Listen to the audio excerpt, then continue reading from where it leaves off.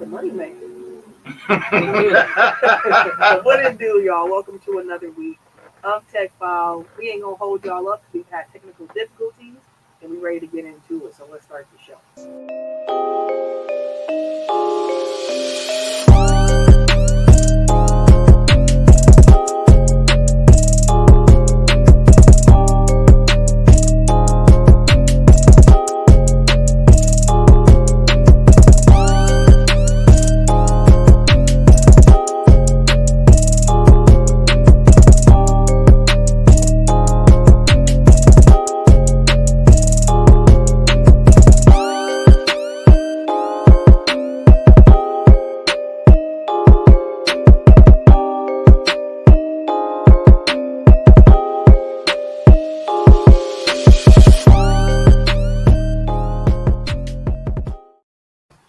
Welcome to episode 354 of Technical File, the sports podcast you never knew you needed. And it's your boy, TIMKINZ, the number 3, a.k.a. Ass Ketchum, a.k.a. Mr. Give It To Me. It's a lot of energy. A whole lot. You know, see? Oh, Took a lot of you. Yeah, it is. I am the Eric J. Only known as. The Eric J. And I'm Camille, point guard of the crew, the real life teacher, like our girl next door. You know, holding it down for all the women who love sports. And it's your boy, K. Harris, the gentleman. The gentleman. Everyday gentleman. 24/7. Better know this week. Justin Luke. Yeah, just have loose. Some housekeeping before we get into the swing of things here. If you have not yet already, please subscribe to us on the social medias at Technical Files Podcast on Facebook and YouTube. On the YouTube side, make sure you subscribe, hit the notification bell. If you watch it on YouTube, hit the like button, all that good stuff. It helps with the algorithm. It helps us grow. We need all of that. Follow us on Twitter, Instagram, and the TikTok at Technical Files, TECKNICAL. Foul. We can spell foul. Don't forget to put the K on that motherfucker. Exactly. Yeah, so just follow some of our socials. We appreciate that. If you want some Tech File merch, we got that for you as well. It's in the description in our little link tree. So go ahead and head to the link. Get you some new Tech File gear as well.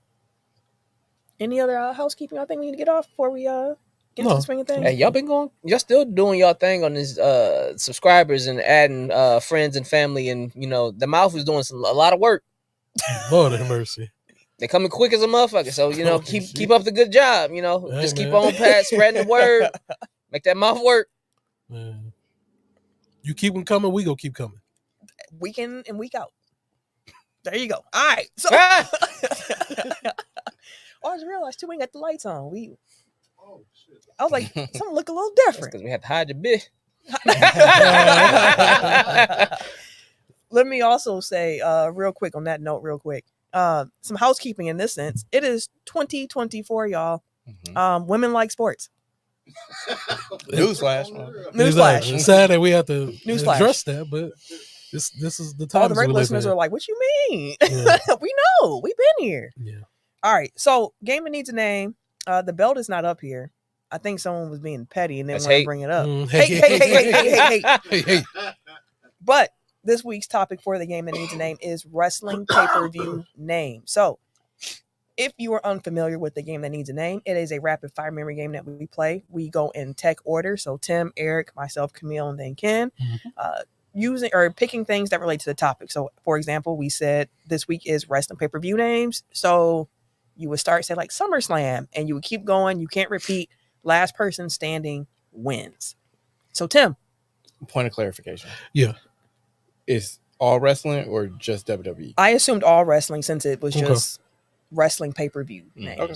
Just making sure. All right. Tim, kick us off. WrestleMania. Okay. SummerSlam.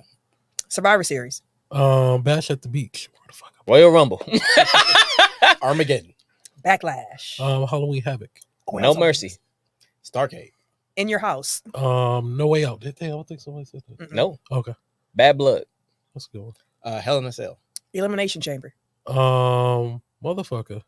I'm out. In Your House. I said that. Damn. Hey. Insurrection. Ooh. Great American Bash. Oh, Bragging Rights. Mm. Ooh, Bragging right, rights right. are well. Takeover. Mm. Heat Wave. Mm. Nope. She wasn't expecting that. Did someone say Backlash already? You did, I think. Yeah, I thought you said it. Because I was like, somebody said this one. Why is it in my head? Well, That was I one of my had so favorites. many of them before we started too. The championship I was going to go through all the returns WCW ones first.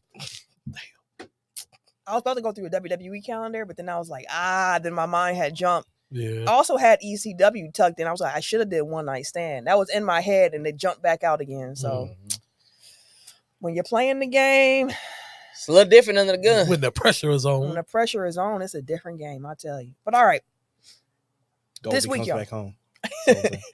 This week, y'all, it is going to be SummerSlam review to kick off the show because what a PLE we just got done having here. Indeed. For sure. We're going to go into some basketball talk since, the NBA season is kind of dead right now, but we got that Olympic ball. And then we're going to finish up with some NFL takes since the preseason is getting underway.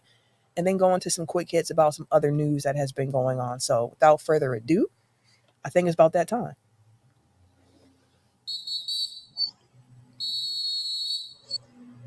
SummerSlam was this weekend. On last week's show, we had a whole conversation about it in which I said, if SummerSlam is as good as we think it is going to be, it will lead off the show.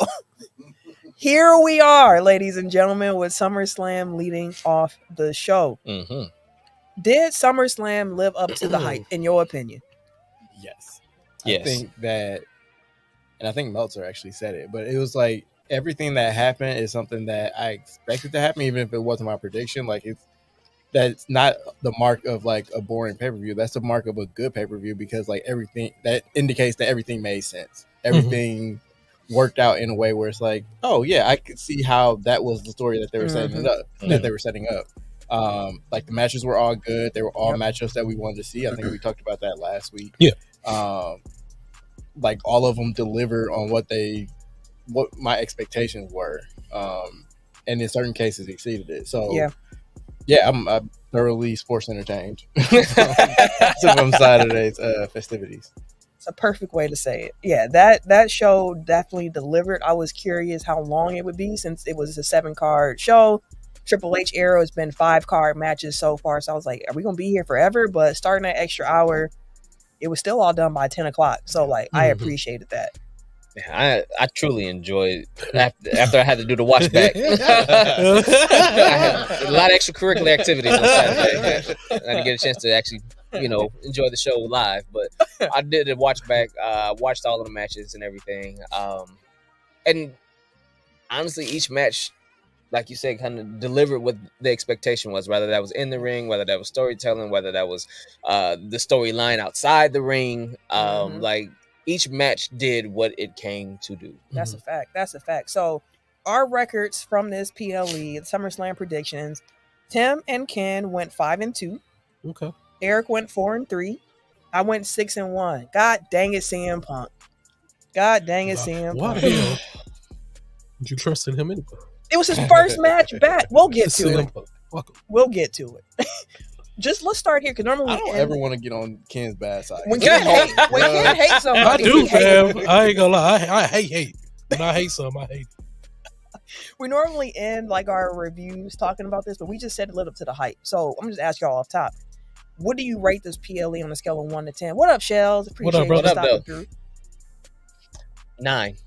Same. Definitely 9. Ditto. I was like, maybe even 9.5, but that could be me being in the moment of the PLE still. Strong but 9. it was really, really good. I think the only thing, and not to say like I didn't enjoy this match because I did, but like basically just copy and pasting the WrestleMania main event onto the SummerSlam main event.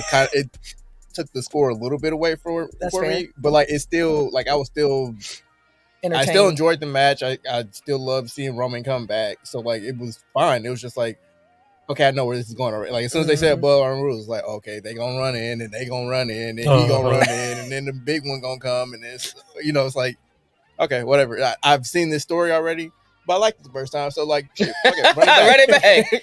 Hey, like Cody Rhodes said, the Bloodline Rules match is really his match at this point. He 2-0 in a Bloodline Rules match. So I'm the tribal chief. fill in the blank. The best match of the evening was Give me Rhea and Liv. I'm with you on that It one. was a good match. That was a really great good way to match. start off the paper. It was. I loved having that start off. It was Yeah. perfect. Like even before the shenanigans, like just the two of them wrestling Yeah. with each other was great. I'm not gonna lie. Liv has really. I'm sorry to cut you off, but Liv. Remember, I was hard on her, Yeah. Mhm. but like she's a lot better in the ring. Yeah. I'll definitely give her props though. Like it had the right intensity for like the story that they were telling, which Yeah. was, you know, she hurt her and then she hurt well, Rhea hurt Liv and then Liv hurt Rhea in return. Mhm. Did the whole revenge tour thing. Then like, you know, Cowardly Heel still was running away and stuff, and then Rhea got hurt, quote unquote, during the match, and that whole spot the with shoulder. like popping her shoulder back in. It was all great. All great Mhm. as far as I was concerned. And then again, like the turn was predictable, Yeah. but it was pulled off in a great way. It was a callback to him accidentally helping her win the title in the first place. Mhm. And it, you know, SummerSlam is all about custody of Dom at this point. Like 20 years apart. We had a new custody of Dom match, but it was again, I really enjoyed it. It was a great opener. Really set the tone for the night. Yeah. Great wrestling, great storyline. I agree with you on that one. I was more invested as the match went on than I anticipated being in the first place. Mhm. Like I was looking forward to the match because I'm like, okay, you know, we'll see how it goes with the Rhea Liv thing or whatever. But as the match was going on, and like you said, like the dislocated shoulder, and Yeah. throughout the match, Rhea just doing random shit to try to pop her shoulder back in place was like, damn, is she really fucked up in that? Oh, what the? Like you looking at it and she running into the announcer table and then she Running into stretch it out, turnbuckles. running turnbuckles and then falling on the shoulder to try to make sure it pop back in. Like with random stuff throughout the match, great detailed storytelling. Mhm. Then you have Liv, of course, who was again, like you said, running in the beginning, and then all of a sudden she comes back in, and now she realized she hurt. Okay, fine, I'm gonna go ahead and square up with her now. Now I gotta, you know, now I feel like it's a little more even. I may even have an advantage. Mhm. And then Dom looking like he was trying to help, and then saving Rhea initially from disqualifying herself to allowing Liv to actually cheat to win. Yeah. Disappearing off the camera for a minute, coming back, picking her up, smiling at mommy in the ring, and then kissing her. Mommy in the ring going from, ain't this a bitch? Staring him down, pissed off, sad, hurt, to laughing to keep from crying, but crying and laughing at the same time. I'm gonna kill these motherfuckers. Give them the crazy laugh cry. Like, The crazy laugh cry. like the whole thing. Even at the end of it, I was like, oh, that sorry son of a bitch. How can he do this to her? Michael Michael Cole. Cole. That nigga was so pissed. That son of a bitch. Low down, He's low dirty. down dirty. I was like, no, Michael Cole is pissed. He was channeling his inner JR. Yeah, he was Yeah, going in. bro. I ain't gonna lie, I was mad. I was like, well, this nigga did that to Bobby for Right, real. and that's how I felt. I was like, bro, like to her, why would he do her I like was this? bro, he ain't shit, fam. Fuck him. How you gonna do her like no, he didn't really do her like this. I knew it was coming. I was like, he gonna be with Liv. That's what I said last week. Like, Dom will interfere and Liv is going to win. But seeing him pick her up and her reaction to it, of kind of looking like, wait, what's really happening? Oh Like, shit, he picking me up. and then when he kissed her, she was just like, it's like her dreams came true in that moment. Like, I know some people be like, oh, we don't need love triangle storylines, but they're always going to be interesting. They're fun. And this one actually worked too. Yes, It it worked did. well. Yes, it did. I was torn between, for the best match of the night, between Punk and Drew Mhm. and Gunther versus Damian Priest. Mhm. Because I feel like the storytelling in the Punk and Drew match was fantastic. Mm. Yeah, it Seth was. as the ref and everything like that, and how It really the match was. built up throughout it and told the story. Shawn Michaels vibes. Right. But I feel like Gunther and Damian Priest was actually like When it came to wrestling. really, really Yeah. good They was wrestling. I've wrestling, never fam. seen somebody chop a titty and the titty start bleeding. Me either. Like was ser- bleeding like just- dude, Yeah. no, there was blood. Like he had like a gash here. It was blood like trickling, like dripping off, like just from Chop- breaking the skin. Chop the And all piss he out did of was just this like on his chest like 5 Fucking him times up. and broke him open. You know how hard you have to get smacked on your chest Same spot. to break skin. You know how hard that shit sting and you sweating? Ooh. Yeah. And then you get damn. tired, and then that shit start like. Thankfully, adrenaline is on your side, but when your Yeah. body settled down, it's a wrap, bro. Like, God, Shout out damn. to wrestlers, man. Because Mm. You probably sitting there like, I'm gonna fuck him up when I see him next time. Like for real, bro. I was saying this like while we were watching the match, I'm like, wrestling actually might be. It's not harder than MMA, but like you have to like rewire yourself because like your natural inclination, if you're in a real fight, is to kind of like Protect yourself Mhm. and make sure that you're not getting hit full blast. Yeah. But like in wrestling, like you just got to sit there and take it. Yeah. It's like maybe you can Embrace. tense up a little bit, but you're getting hit full force. Mhm. Ugh. That was your favorite, or you thought was the best match, right? Yeah, Gunther and Priest. Like Priest has like over the past year, especially since he's been champion, like he's been putting really good matches. And Gunther, of course, he's the ring general. Like he does his job. He does his job very well. Like Gunther is that dude. And it made sense. Like it made sense for Gunther to be the new champion. And the way they He did it too, Yeah. with Finn coming again, something else that we were like saying it's gonna happen, like it's bound to happen. But seeing Finn come out and interfere in the match and really solidify like Judgment Day as we knew it is done. Mhm. And seeing the like again, what makes wrestling so fun is the storytelling. And seeing how when Damien looked up at the replay He was like, and saw Finn put he's like, Finn put Gunther's foot on the rope to save him. And then he kind of looked at Finn like, and when he went after that man, he's Like, gonna I chuck even the shit said, out like, I of was him. like, oh shit. He like jumped into the screen like to choke him out. Like it was a very one well arm choke, like choke that man. And then held him up. That's how you know you mad as motherfucker. Like, you can bring your motherfucking ass. What up, though? I see Dwayne in the comments. What up, sir? What up, fam? And one thing What I up, like sir? about the Triple H era so far is that the heels aren't just evil for no reason. Like everybody seems really justified in the decisions that they're making. Yeah. Like Drew McIntyre has been an asshole for a year, but like It's for a reason. Yeah, it's for a reason. Like same thing with Finn turning on Damien. Like, you know what? From your point of view, I get why you mad. Yeah. Same thing with Dom and Liv and all them. Uh-huh. It's like one person kind of abused you for a couple years. The other person like love bombed you and made you feel special and built you up. Bought you a whole Mhm. PS5 and chicken nuggets. Right. Like, so When- again, makes sense. Liv, her revenge tour, Yeah. she put you on the show for a long time. Yeah. You wanted to take everything from her. Justified. You're not going about it in the right way, Yeah. but I understand. I'm taking everything back. And that's part of why, like, I was like, I'm torn between that match and then the Punk and Drew one because I didn't know what to expect exactly. It's our first time seeing CM Punk wrestle, which, in my opinion, he looked really good in ring. He moved a lot slower than what I remember. I was like, he's moving slow, but like he looked good in ring.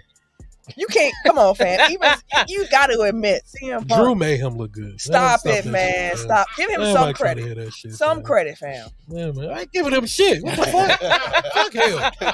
And like, you new here? Exactly. What the fuck? This ain't new. You ain't gonna give him Give no him credit some for the credit. good match. Man, fuck. If CM Punk was in front of me right now, fuck you. Damn. Shit. All right, well, I won't get any help from this side of the couch. Yeah, you won't. You definitely won't. About why that match was so good, but Punk looked good in that match, although, like I said, a little slow at times. But I'll give you this. He looked better than he did in AEW. His last few matches in AEW looked a lot better in SummerSlam. I'll have to take Is that the word right? for I'm it. about to say, I guess I that's hear a that. positive. I didn't see a single CM Punk fight in, Trash. Yeah, in AEW. Trash. take your word on it. I can't. Shell said Ken ain't giving It was him a garbage no can love. with boots on in the ring. Oh my! And his Bret Hart It was Bret Hart inspired shit. gear. Fuck him. Fuck Bret Hart too. Damn, what Brett do? Fuck him, man. Just everybody associated with CM Punk. Exactly. At this point, yeah. Anybody. But I really enjoyed that match. I didn't when I saw. I think it was Bubba Ray saying that he thought that they should have broke that bracelet on. Just had the beads falling all over the place. And No, shit? back on Raw when they had the showdown, he's like Mhm. they should have broke the bracelet. He's like, it's a cheap bracelet. Ooh, we should have broken that in that moment to Mhm. really drive home the point. But then you see the match, and it's like this is a They big. needed it. They needed Yeah, that they did bracelet need that, for yeah. that match, That's and part of the then reason why he lost. it is the reason he lost. He lost focus, which is a common theme from the night for most of the people who lost. Thinking about Damian Priest, where it's like you forgot what you were here for, and you let your emotions get the best of you.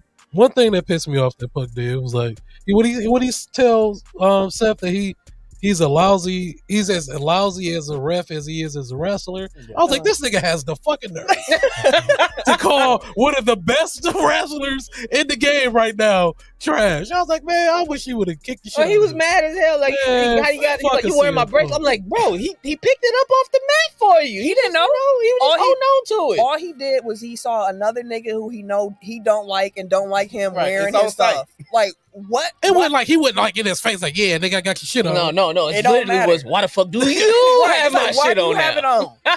He's, I just picked it up. Put it in your pockets. You could have hit it. You could have threw it on the announcer table. Let Michael Cole hold on to it. Let Michael go. I'm He saying. definitely had cargos on. He had plenty of pockets. Right. He had all the pockets. So he could The have put that Sabu bracelet. pants. Which is surprising because that man, I can see him wearing pants with no pockets.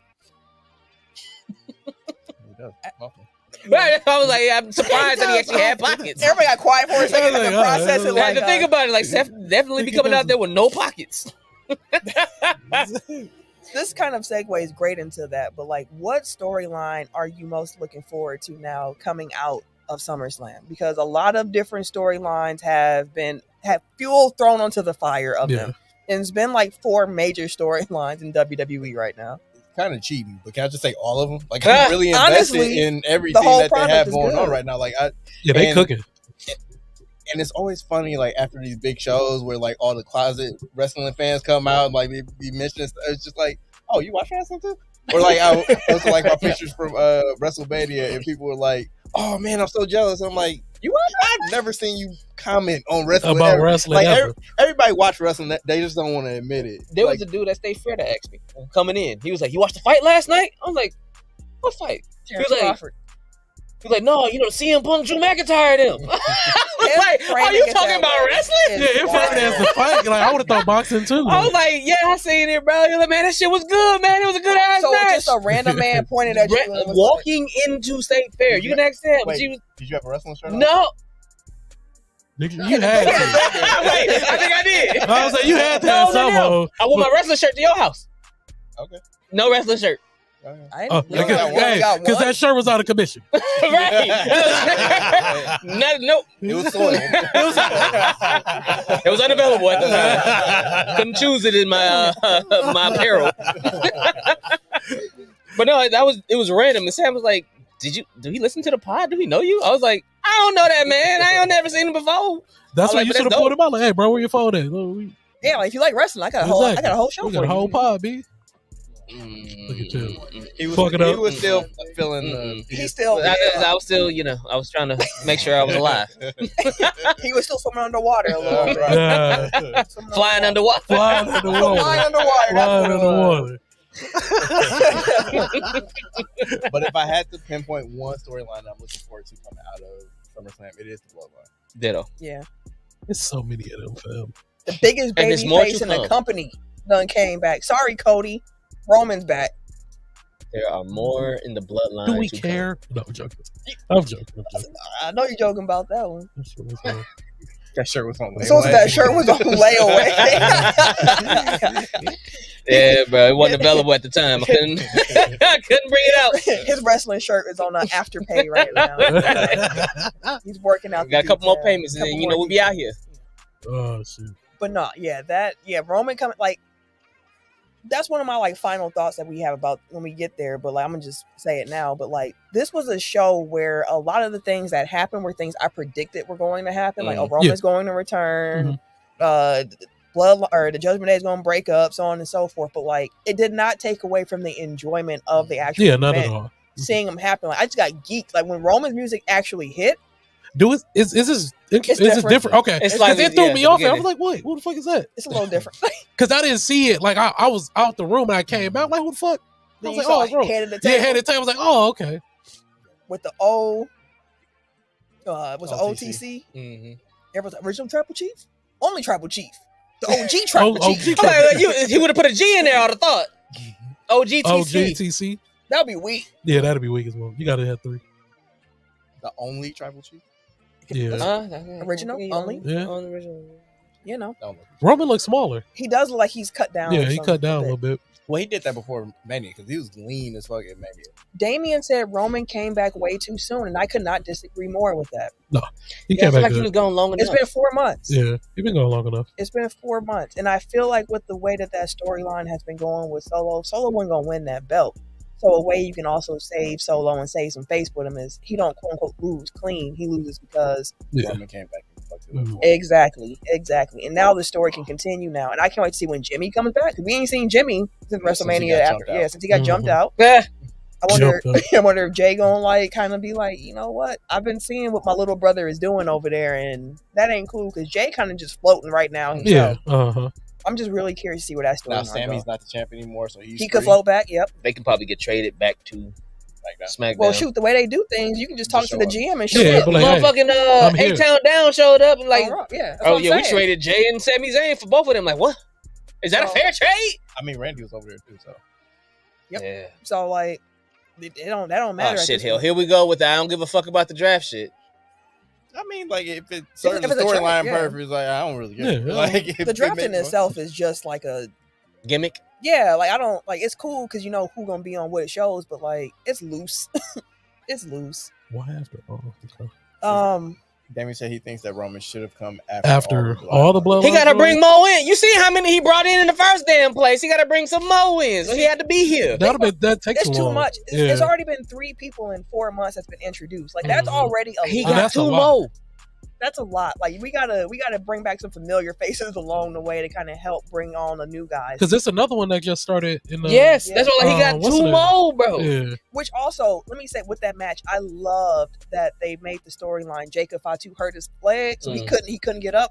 I believe that man was really hurt. No, I think he was hurt too. Because when he had anger of like, I'm just throwing chairs around me because I cannot get up. I was like, is he really hurt? He had a walking boot. Yeah, I thought he was hurt for real. He reminded me of the Tasmanian Devil, dog. No, he's so cold. He's like come in the room, start spinning, and my shit fly favorite everywhere. right now. Like of all the wrestlers, no, he's really good. I love Jacob Fatu. He's really good. I loved how that all shook out. I know you have a different storyline that you. Yeah, mine is the new Judgment Day. To just see how everything is going to pan out with. Because now it's just Mommy and the Priest by themselves, against them. So I just want to see how that feud is going to happen. What's going to be the outcome of it, and I want to see what type of revenge are they trying to get. It's gonna be fun seeing them kind of like. I was just here for Rhea Ripley fucking shit up and tearing, burning everything. Like, I was here for that. Like, I'm like, every time she come out, she finna hit her with a table, a chair. She finna try to put her through every table and chair she see. She go like, when she got her claws on Liv and threw her into the Raw. Yes, I was like, turnbuckle twice. I was like, oh shit, it's a wrap, Liv. You ain't move fast enough. Liv sold that much too. Liv said, oh. Dom came and grabbed her like, no, come on, bro. Like, we gotta go. Bring your ass. Also, I love that they all just left JD in the ring. Carlito was outside just watching, like, okay, cool. I'm gonna get him when y'all done. Right. But no, I mean, and even honestly, the whole Punk storyline, because I was wondering, like, he lost this match for this reason, and then we saw on Raw, Seth Rollins came out, and they probably just get into it, and then here he got Drew. Destroyed. But then here come Bronson Reed. No, he destroyed my man. Yeah, I went to how many splashes was that? Like 8? He hit him a lot. I thought he was done and he would go right back. I was like, oh my God. That's a big boy. We was yelling too, like, grab his damn leg or something. Goddamn, don't let his big hat. Oh, he jumping again. That's a big dude. I was like, pull him out the ring. Right, we was like, roll Seth then. Shit, get him out. Oh, y'all let him jump on him again. It's 8 refs just doing this in front of them. Like, no. Jason Jordan in the back. You wrong. What was y'all when the big bitch jumped on me? Like, damn, dog. I'd have been mad as hell. It'd be like Shawn Michaels all over again. Got to kick everybody in the back. Everybody got to get a super kick. Oh, shoot. Damien said it's 5 more actually coming to the bloodline. Because the USPS have another brother. I'm assuming that's the Usos. The mailman got another brother.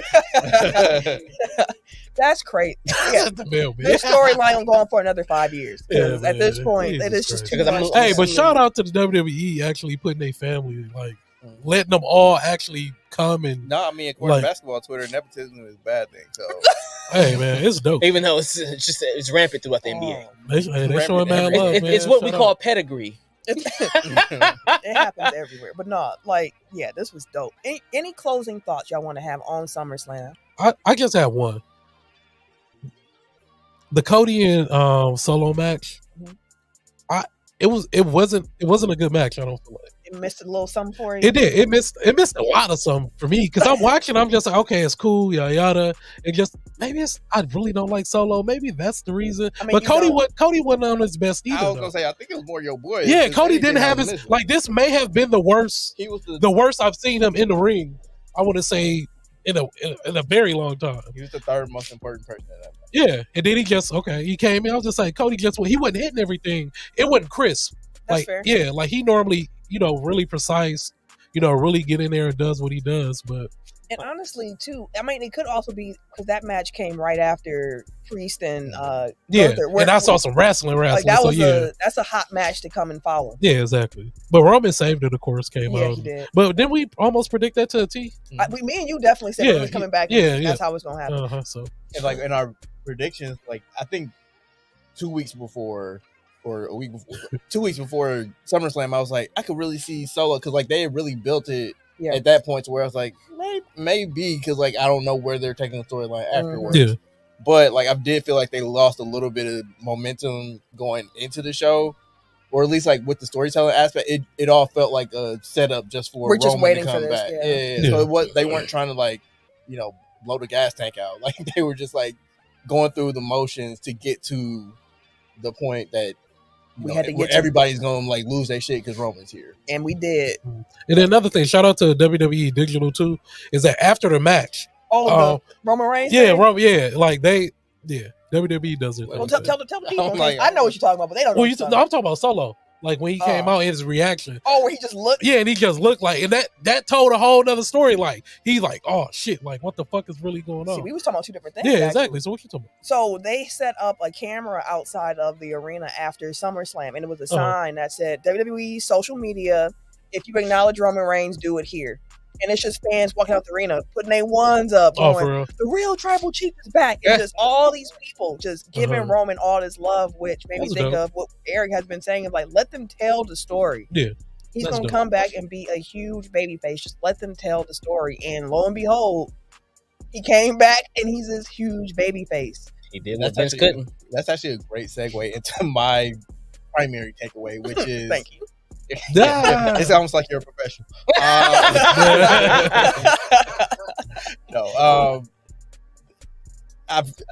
feel a level of vindication in like even in the big dog years. Like I was like, Roman's a good wrestler. Like the storyline stuff, I get the frustration. The booking stuff, I get the frustration. But like bell to bell, like he would get people invested into his matches. Like even in spite of themselves, like they would be like cheering him by the end of the matches because he was that damn good. And even the run as the tribal chief, when he like slowed everything down and really got into the character work and did all those things, it's like you hate him because you're supposed to right now, but he is doing excellent work. Like he's doing a great job.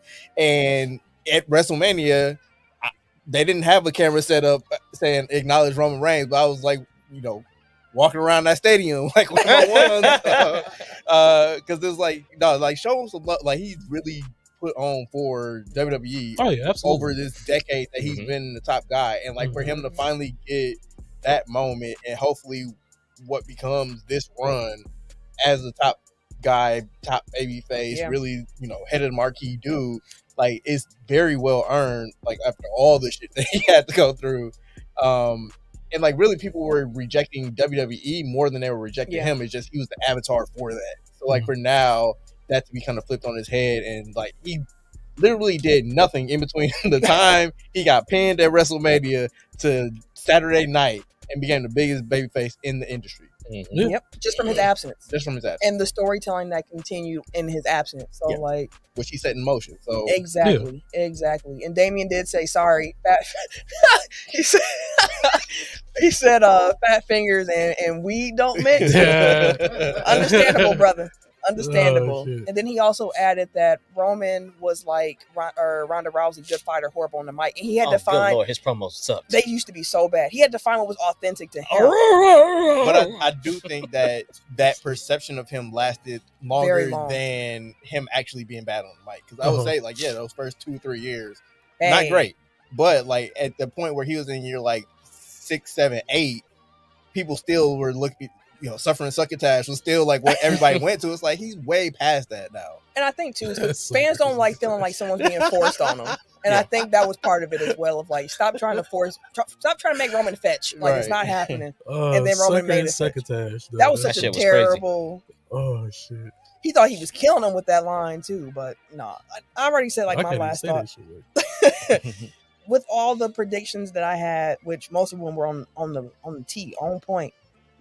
Man, it was so fun watching it happen though. Like, it was. I rewatched the whole event afterwards. Like, I just need to enjoy this again. I mean, I was a little distracted by the show. So I also had to read. I mean, yes, but they don't know. They don't know. Tim, what's your final thought on SummerSlam as we wrap up the recap here? I feel like SummerSlam was more so a heel show more than anything. Because if we're thinking about, like, if we put them in the heel face categories, the faces were LA Knight and Cody Rhodes. And they won.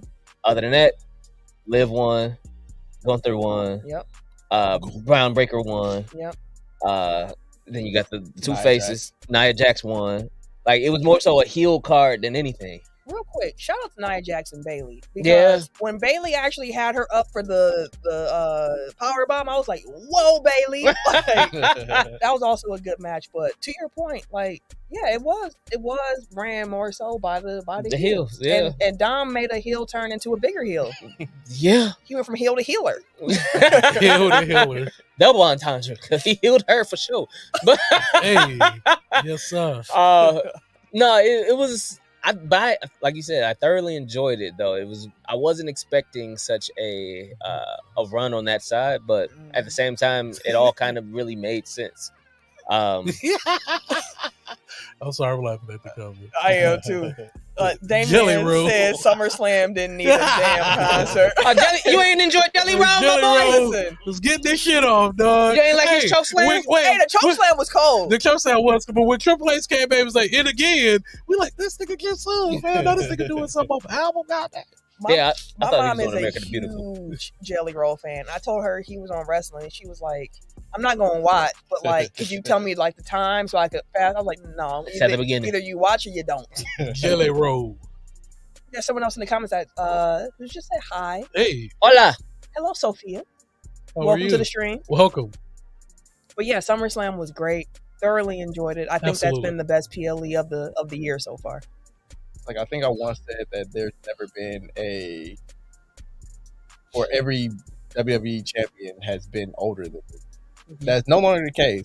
But like, there still hasn't been a WWE champ that's younger than me, because me and Gunther were born on the same exact day. So, word? Your birthday twins? Yeah. Okay. So, okay, Leo. Gunda. So the streak still continues. Like, which it kind of speaks to, like, I'm about to be 37. Like, there's nobody in WWE right now younger than 37 that is a current or former world champion, which feels kind of weird, because like, you feel like there's always, it's gonna change soon. Yeah. They got the next guys like Braun Breaker. Yeah, he gonna be the one for sure. Okay. Which, shout out to him. I don't feel like we didn't really mention him, but shout out. That match was short and sweet, but like, it did its job. Mm-hmm. And yeah, definitely did. Yeah. That Blue Thunder Bomb is still a beautiful move, bro. Mm-hmm. That's still one of my favorite moves. That never finishes. Never wins a match. Never wins more like a match. Blue ball. Right. Whoa. I tried to make it work with Blue ball not finishing, but it didn't work. It didn't go that way. Last comment here while we wrap up SummerSlam. They were so nice to you about your bomb and your fail. Damien said, I would have rather seen Eminem doing a concert last year in Detroit than Jelly Roll. That's because I admitted to it failing. You be doubling down. Like, shit, I'll admit to midway through, I'm like, you know what, my bad. No, nigga, no. See, you all like, okay. What are y'all talking about on that side of the couch? They talking about some balls. No, y'all was nice and cordial to him. Y'all was like, treating the white man when he getting arrested by the police and shit like that with Eric. He violated because he messed up. And he messed up, and y'all was like, "Oh, it's okay, Eric. It's fine." The minute Tim fuck up, hey nigga, no, going down there. When did he mess up? You know what I'm talking about. I always got your back, nigga. No, I didn't. The joke that I made didn't land. It didn't land. And I'm like, and now y'all got amnesia. And y'all let me pass. Oh, we just moved on. We just moved on. That's the point. And he said, we don't give him that grace. Never. Sometimes I do just be quiet and I just let it go. And then someone else might say something, but we move on. When I don't get it, I normally be quiet. I didn't get that joke, so I didn't say nothing. I thought maybe someone else got it. Y'all let him live. That's okay. That's okay, too. I was going to say. Be feeling like the victim of it. Hate it here. It's all right. Okay. There is no way you can say that after this weekend. You are loved. I'm in this moment. Let me live in my moment. Yeah, in this moment. Yeah, all right. This magic moment. See? Triple T. He ain't lying. Triple T Kenzie. Y'all be gaslighting me on this motherfucker, acting like I be Kill for making breathing. shit up. He normally deserves it. Hey, since he do fuck Tim, how about that? Man? You feel better now? You want to be attacked, nigga? Goddamn. He wanted Eric to get attacked. Exactly. My bad. That's all. I was just waiting for it, That's but no. all. Sorry. Yeah, I just moved on. That's all right, man. Like I'm moving on to the next segment. We talking about some basketball now. Mostly Olympic focused here. So Tim, why don't you kick us off? Oh shit, hell. See, all that- Okay, so the U.S. all that men's talking. national basketball team is on a roll. I'm not gonna be Ron Burgundy. So, today they won. Yeah, let I that think they. You got it. Did you get it? You got it. It's all right. See, you still didn't let me live. Ain't that a bitch? I think they blew out Brazil by like what 40 points today. I don't know if it's about. It was like 122 to like 87 or some shit like that. So close. I feel like they are starting to finally hit their stride. Like as far as like being able to play together, because each game has progressively gotten bigger as far as the deficit or as far as the blowouts go. Like initially, yeah, we had a couple close games in exhibitions, and then as the actual Olympic Games started rolling, each win has gotten a little bit bigger, and it's been looking a little more easier for. Granted, it may be the teams, but Brazil's not that great. So this one they may not be. But we already got we got a couple other cats out the pace. South Sudan is the one that gave us the closest game, and we they smoked not them. that great either. I hear you. So, but that's a testament to kind of like I'm feeling like they're actually starting to No, that's a good point. gel together, because now these games that were tested now are no longer contests. Cats are starting to get just get their shit off. Which congratulations to KD for becoming the all-time leading scorer for men's and women's U.S. U.S. Team basketball. Yeah, shut up. Broke Lisa Leslie's record. When you breaking Lisa Leslie records, like you already know what type of company you in. So definitely shout out to KD and Shut up. off the bench KD at that. Right, and she actually congratulated him. She said, "Congratulations at KD Trade 5. I'm honored to have you break my Team USA Olympic record. Our dedication to our country is evident and etched in stone.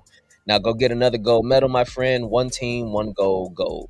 Amen. To your point, just to go back to what Tim was saying, the first game in the group play was USA against Serbia. They won that one 110-84. Next game was against South Sudan. They won that 103-86. Next game was against Puerto Rico, 104-83. And then today, the first game in the knockout round, the USA beat Brazil 122-87. So, yeah, you've seen it. And also, they got a great draw. Team USA got a great draw because I don't know if y'all watched the Serbia game earlier against dang, who did Serbia just play? Japan? No, definitely not Japan. You talking about who Serbia played today? Yes, and I'm blanking on it. Shit. Did not try. Shit. Dog, how am I I'm moving blanking on fast. What happened? I'll tell you later. Australia, because Patty Mills was FIBA Patty Mills. Oh, was he? That, he be cooking. Listen, Patty be cold and like. this is a game I'm gonna tell you. Even though you know the outcome at this point, this is a game worth going back and watching if you just like basketball. Mhm. Like Australia was up 24 in the first half. 24. Yeah. Serbia comes back in the second half. They tie it up going to overtime, and they were up. Patty Mills actually sent it into overtime. He hit a crazy shot to send it into overtime, and then come overtime, here comes Nikola Jokic just taking over the game on both sides of the ball, getting blocks, getting steals, assists, a hook shot, fade away. It was just a Nikola Jokic cooking for real. Like, it was really, really fun to see. That's been the best game so far of the entire Olympics. Canada's at home now. That's tough business. I was like, France did it to y'all? Yeah, France was cooking it first. France got some shit going on because they benched Gobert and Fournier. Fournier wound up playing a lot. He closed the game out. But he had some comments about the coach, I'm assuming he ain't like, because he benched him afterwards. I think he said something like, we ain't in the 90s anymore. Like, why we playing like this? And then Rudy, after the game, said that he had, because he only played like 3.5 minutes or something like that. He came out and said like, oh, I hurt my finger in the last game and I had surgery on my finger and that's why I didn't really play it. I'm glad that I was able to get on the floor at all. And his coach was like, I think I ain't have surgery. So I don't know what I don't know what lies he telling y'all. But, Pretty much. but yeah, Canada's going back home, but this was their first Olympics in 24 years. Mhm. So, baby steps. Shea didn't have a great game, but he was still hitting some crazy shots. He had a run in the In, second or third quarter. Oh, yeah. I can't remember which one. Whatever quarter I was watching, he had scored like 11 points straight. Because they needed him to, because they was down most of that game. And Jamal Murray was doo-doo the entire Olympic run. And he caught the ball. There was a Jamal Murray. I was like, damn, I forgot he on the team. He forgot he was on the team. That man, he's on summer vacation. He just happened to be playing right now. Dylan Brooks was trash in this game too. Good Lord. It was a bad Canada game. It was a bad Canada game, but and then it wasn't even like the NBA players that were hooping for France. Like it was Gershon Yabusele, Ford, the bigs, the bigs, not Wemby and Gobert. It was crazy. But it was a great game. Like I really enjoyed it. I caught the second half. I missed the first half. But, Triple T said always F Canada. And Damian, they not like us. Right. And then Damian added KD breaking records but still can't fix his hairline. Jesus. We had a conversation about that. I just think he don't brush his hair. He don't. He just don't care. He get cut. He get 2 cuts a year. He gone. He sleeping on that motherfucker. Ain't no do-rag. Ain't no bonnet. And at the beginning of the playoffs. Ain't shit, bro. He going there and he washed his hair and shit like that. A bunch of these motherfuckers and he out the door, bro. Like, he don't do shit with his hair. This is a complete off-topic segue. We see KD though with a bonnet on coming out. You know it's a lie. The locker room. You know it's a lie. A bonnet and a hoodie. A bonnet and a hoodie, fam. Like nothing, bro. Just a reminder. I'm sure most black folks don't need the reminder, but please wrap up y'all hair when y'all go to sleep. Oh yeah. I don't care how short it is. Do rag it up, bonnet it up. Yeah, KD's do-rag got to be the most useless article of clothing in history. Like, I mean, I've seen him in a do-rag before, though. That's the thing. I'm like, that's a waste. Like, it's not doing Why? Oh, man. Why? He's superfluous. Man, you want to go into yours He next? He take it off and leave it as is. So in the vein of... Unless you got a silk pillowcase. That's right, Triple T. If you have a silk pillowcase, forget the head wrap. Unless you sleep real wild. But otherwise, protect your crown. Protect your crowns. Sure. It's important, Eric. It I got this hairstyle for a reason. But Greece was sent home today too. But yes, I woke up at 4 a.m. to watch them get sent home. I guess replay. No need. No, I'm saying I'm not waking up at Germany. Germany. Oh, shit. Germany. Stop. Weren't they up? They were up In the first quarter. I thought I seen them up like at least like 10 points or something. In the first quarter, and then Germany said, "Oh, we're here." Damn. I didn't expect Greece to beat Germany. To be completely honest, like Germany is too. I mean, they're the defending World Cup champions. So that is a very formidable team. But that doesn't put any type of a damper on Giannis. Giannis's performance during this entire playoff run. Honestly, going back to the qualifying tournament, like he has been on a mission this entire summer. The fact that he got that dog shit Greece team to the knockout round is an accomplishment in and of itself because, woo boy, Nick Kalathis is washed. If Thanasis was healthy, he probably would have been Greece's second best player. He would have. Honest to God, he would have. He be balling though. International Thanasis be banging. He be balling. And that's not shade at Thanasis. I'm just saying, like, that's the level of other talent that's on that team. Like, it's just it's Giannis and a bunch of, I'm not gonna say plumbers, but damn near. Yeah. Like Papa Giannis did not look like the Papa Giannis I remember from before. And who's the other dude? Who's the Grease Brook that he call him? That was Papa Giannis. Yeah, and Papa Giannis was not. Grease Brook. He was not looking like he was good in the qualifying tournament, but not in the Olympics. It was someone else on that Greece team. It's number 16. I can't think of his name, but he was like the second best player consistently. Is it the guard? He's a wing. Papa Nicolau. Which he has NBA experience a while ago. Like he's been out the elite for a while. But again, like that's the level of player that Greece has around Giannis. Giannis like willed them to the performance that they had.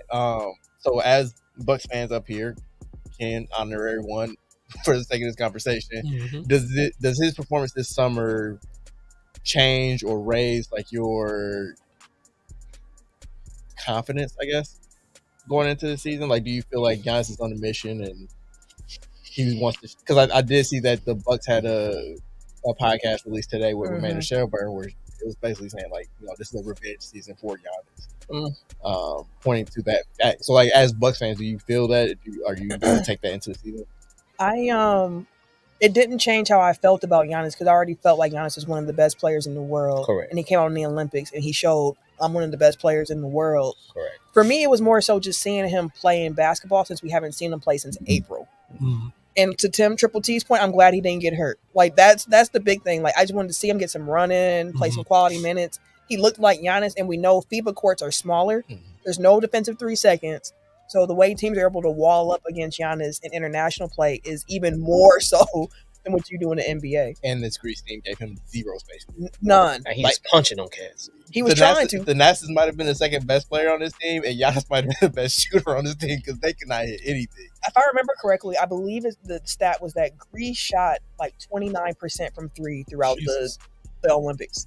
Like Giannis is drawing all this attention. He's kicking out, and it's wide fuck up. Clank, clank, over and over. So yeah, to me, it was just like I'm glad to see him out there. He looks good. I can't wait for the season because, like, again, he's going to be motivated. The last FIBA tournament he played in, I can't recall the year. Once it was the 2019 World Cup. But when he came back, he was like, "Oh, that got me ready for the season." He's like, "Because NBA ball is a little bit easier than international play is than FIBA ball because of the court dimensions and the rules and everything like that." So like, it just solidified how I felt about this Bucks team and Giannis. 2019 would have been MVP season. So yeah. But I agree with you, Camille. I didn't necessarily change the way I thought that he would come into the season because I consider him the best player in the world. So I figured he would play like the best player in the world. So it's not going to change my outlook on what he would do for the Bucks or what he would bring for the Bucks or even just if he's on a revenge tour or not. It was just more so kind of just watching him go through the motions. Honestly, like, hey, okay. Does he have the quick first step again? Is he going coast to coast in 3 dribbles and shit like that? Is he trying to do that? Or is he actually trying to punch on people? Or is he still trying to finesse around him? Like, is he pulling up more or stuff like that? So, I guess I can ask a little bit later, but it's more so along the lines of Summer League and Olympic or international play and expectations, so to speak. I know it's a little bit different because the Summer League guys is younger and stuff like that, but it's more so like, are you looking at it to see them try to dominate? Or are you looking at them to see what they've actually been working on, what they're progressing with, what they're doing? It's a whole different system. Like they're asked to do completely different things for their national teams than what they're tasked with on their NBA team. So it can be a little difficult. But one thing I will say to your point about that with Giannis is that I noticed for Greece, he was doing a lot more trapping on the ball on defense or switching out and just switching on to guards. And I was just like, let him cook then. So I was like, that was something that was just like kind of interesting. I do wonder if that's something that Doc Rivers might utilize a little bit more of, like, we going to let you blitz, let you switch out, see how that goes. But we also know sometimes he can get overzealous when he's playing on the perimeter. So they start fouling this shit. I mean, he did that against Jamal Murray and them, where it's just like, he had fouled. He was on the perimeter. He fouled, and I was like, "You didn't have to in that moment, Giannis." But that was near the end of the game. Yep, it actually like cost him that game. So yeah, I mean, like, Giannis is Giannis. Like, but I will say, and I've said it a number of times on this show, I didn't enjoy last season for the Bucks. Like, it just wasn't a fun watch. Like, even regardless of like the win-loss record, it was just like it wasn't fun. Like, they weren't playing together. Like, even Giannis's like freakish plays weren't as frequent as they have been previously. Like, he was just as effective as he's always been, but just I didn't feel the excitement of at all last year. Like, once the newness of Dame being on the team kind of wore off, and it was like, this shit don't look right. You know, like it ain't earling. You know, like it's not gelling. It's not coming together. Like, after that point, it was just like, oh yeah, I guess the Bucks are nice. I watch this, but. It didn't change my expectations for the team, but it did make me more excited to watch Bucks basketball next season. Like, oh, this is what it can be. So, like, if they can use the rest of this summer to get on the same page and have a training camp together, have a preseason, do all those things, like, I'm really looking forward to what this team can be. Welcome. More so, like, not even necessarily from a will they win a championship standpoint, but just from a night to night watch perspective. Welcome. I've been here. I really do think the Bucks win a championship this year as constructed. Ken, do you have any thoughts on Giannis and his play or anything like that? No, I mean, Giannis is who he is. Like, Giannis is Giannis. I like how y'all feel about Giannis is how I feel about LeBron, if I can say that. That's fair. Just seeing like how dominant, again, my man's 40 years old. Yeah. And like ridiculous right now, like playing like ridiculous ball. Like that just, again, I don't want him to get hurt. He needs to relax a little bit, but it's great to see that he can still play at the highest level. Yeah. Like at that age, and looks like he's not losing a step. So shoot, he's driving that USA. I was team. saying, Yeah, being exactly. that That's what guy I'm saying. amongst the stars. yeah, like that's nuts though. So yeah. Yeah, when your stars shine that bright amongst other stars, that already shows what you are. And Damien, in the comments, this makes sense. I was like, why are he calling Giannis Draymond? And he's Yeah, out as a Bulls Bulls fan. I love seeing the I Bucks got a question suffer. I for didn't you, even know it was Damien. still Bulls fans. Are you a Bears fan too? Are you all Chicago all the way down? The Let bracket? us know.